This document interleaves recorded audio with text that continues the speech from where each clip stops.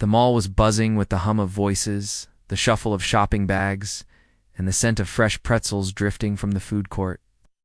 It was a regular afternoon in suburban America where families shopped, teenagers loitered, and security. Guards made their rounds like clockwork. Among them walked a black woman dressed casually in jeans and a hoodie, her expression calm but focused. Her name was Special Agent Tiana Brooks, and she wasn't at the mall to shop. She was on assignment undercover investigation into a police officer with a growing record of civilian brutality, racial profiling, and internal complaints. What she didn't expect that day was to become the target herself. Officer Brent Walker had been with the local police department for 7 years. His record showed commendations, but it also revealed something darker: internal affairs reports that were either quietly buried or left unresolved. Rumors floated within the department that Walker used excessive force, particularly toward Black and Latino individuals. Tiana's unit had been gathering evidence for months. Her visit to the mall was supposed to be the final step, observing Walker off-duty, documenting his behavior in a public setting. But the situation took a sharp turn the moment Walker noticed her.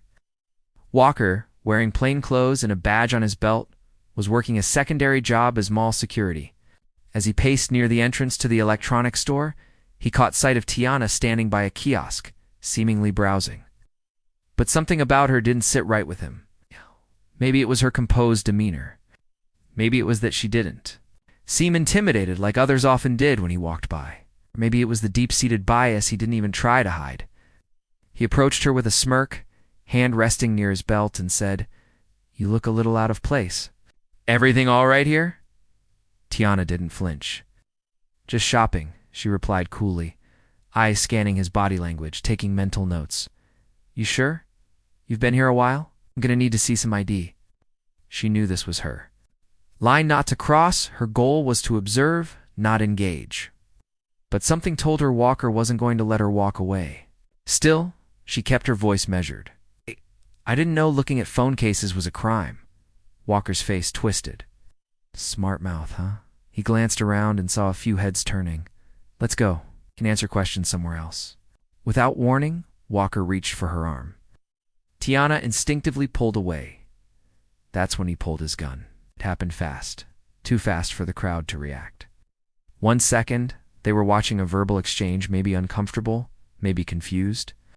The next, a man with a badge and a gun was shouting commands at a black woman with her hands slightly raised, stunned. "Down. I'll get down." On the ground now." Screams echoed as shoppers scattered. A mother pulled her child behind a kiosk. Teenage boy froze, filming the scene on his phone. Tiana didn't move.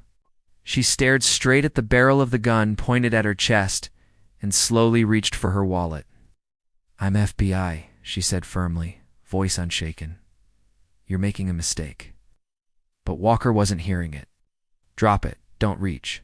"For anything." Tiana froze. She was trained for this, years in the field, simulations, live fire exercises, and worse. But nothing quite prepared her for this exact moment. She was being threatened with death, not as an agent, not even as a suspect, but as a black woman in America. "I said I'm a federal agent," she repeated, this time louder, opening her coat slowly to show the badge and identification clipped inside. For a moment, Walker blinked. The realization started to hit, but his pride got in the way. Instead of lowering his weapon, he stepped closer. "Show me the badge slowly. Don't try anything." Okay. At that moment, a mall security camera operator had already alerted the local FBI field office. Their undercover agent's tracker had triggered an emergency signal. Within minutes, federal backup and local law enforcement flooded the mall. When they arrived, they found Walker still holding his gun on Tiana, who stood completely still. The commanding voice of a fellow officer broke the tension. "Walker, stand down. She's one of ours." He turned his head slightly, confused. "She what?" Another officer stepped forward, pulled Tiana's ID from her coat pocket, and held it up. "Special Agent Brooks, FBI, and you've just pointed a loaded weapon at her in a public space." Silence fell like a heavy curtain. Walker's gun, finally lowered, but his hands trembled. He was surrounded by other cops, most of whom now looked at him with horror and disbelief. Tiana didn't say a word. She calmly stepped away, breathing deeply, her body still shaking on the inside but her face unreadable. What Walker didn't know, what he could never have anticipated, was that Tiana had been building a case against him for months. Complaint that internal affairs ignored, every civilian they failed to protect. Every piece of evidence swept under the rug. She had it all. The case file was thick. Names, statements, surveillance, and now a final piece of evidence caught on half a dozen phones and security cameras. Walker pulling a gun on an unarmed woman, doing absolutely nothing, who turned out to be a federal agent. The fallout was immediate. Within 24 hours, Walker was suspended. By the end of the week, he was facing termination and criminal charges, brandishing a weapon without cause, violating federal laws regarding obstruction of an agent and racial profiling. Civil rights attorneys descended like hawks, and the department was forced to make a public statement. Tiana, meanwhile, gave a single press briefing. No theatrics, no drama, just facts. I was in the middle of an active investigation. I did not provoke. I did not resist. I identified myself. I was met with the threat of deadly force. When asked how she felt during the incident, she paused, then answered, "I felt like every black woman in America who's ever been. Told her life doesn't matter. Except this time, I had a badge. Even that almost wasn't enough." The video went viral. Protests formed not just about Walker, but about the system that protected him for so long.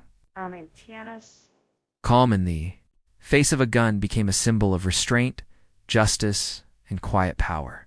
She returned to work, continuing to investigate misconduct, but her story had already made its mark. It wasn't just about one bad cop. It was about a system that allowed him to thrive unchecked until the very person he targeted turned out to be the one sent to bring him down. Sometimes justice wears jeans and a hoodie, and sometimes it's not loud or violent. It's quiet, calm, and deadly precise. Just like Tiana Brooks,